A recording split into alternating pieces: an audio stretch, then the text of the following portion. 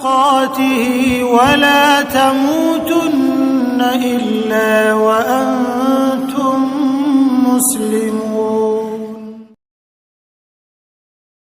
Bolehkah mengucapkan niat ketika mau sholat atau wudhu seperti nawaitu?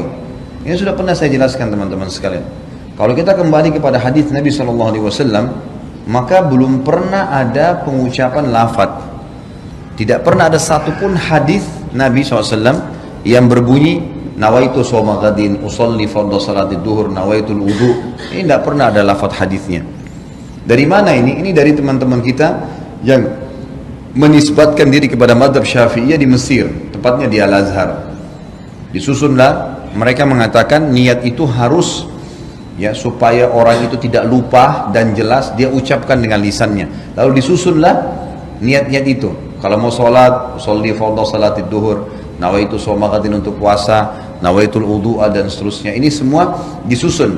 Mereka pun mengatakan dalam buku-buku mereka, ini adalah niat pelengkap, bukan niat asas. Niat asas dalam hati. Kalau ada seseorang mengucapkan dengan lisannya nawaitu shoma ghadin usolli fardhu salatid duhur, tapi hatinya enggak niat sholat, enggak diterima. Tapi kalau ada orang niat dalam hatinya memang mau sholat duhur dan dia lupa ucapkan usolli fardhu salatid duhur, diterima sholatnya karena asas niat adalah hati.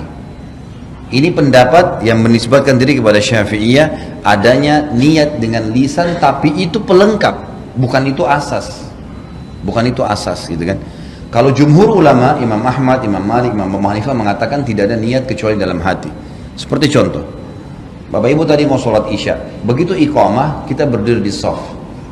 Bukankah dalam hati kita sudah niat mau sholat isya? Kan tidak mungkin sholat maghrib, nggak mungkin sholat subuh, nggak mungkin. Sama pada saat kita berdiri di shaf belakang jadi makmum, ada imam, kita di belakang, bukankah sesuatu niat jadi makmum? Bukankah tadi imam kita pada saat maju di tempat imamnya dia sudah niat mau jadi imam dalam hatinya? Ya itulah niat sholat. Dia tidak perlu mengatakan makmuman, imaman. Yang sudah jelas-jelas jadi makmum dia. Sudah jelas-jelas dia begini. Dia mau sholat duha. Dia berdiri mau sholat duha. Tidak mungkin dia niat sholat duhur. Itulah niatnya. Dan ini yang dikatakan oleh para jumhur ulama, bahwasanya niat tidak perlu dengan lafaz karena belum pernah ada dinukil dari Nabi SAW seperti itu. Satu-satunya yang disebutkan dan didengarkan oleh para sahabat itu adalah waktu Nabi SAW menyebutkan niat haji dan umrohnya. Itu pun ada sebagian ulama yang mengatakan itu bukan niatnya, itu termasuk dalam talbiyahnya. Dia bilang mengatakan labbaik Allahumma umratan. Ya Allah, aku niat aku menjawab panggilan umrahmu. Labbaik Allahumma hajjan, ya Allah saya jawab panggilan hajimu, gitu kan. Jadi Allahu alam, yang saya melihat pribadi, saya melihat dari apa yang telah dituliskan para ulama ini, kita kembali kepada jumhur ulama yang mengatakan tidak ada lafaz niat, karena dalam pemahaman pun ini bukan dari Imam Syafi'i ya, dari pengikut Imam Syafi'i yang datang setelahnya ya.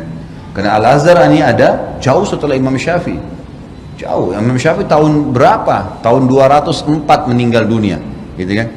Sementara Al-Azhar ini ada tahun berapa gitu ya. Jadi sudah jauh. Makanya datang pengikut-pengikut yang menisbatkan diri lalu kemudian memasukkan dalam sebuah madhab. Allahu alam.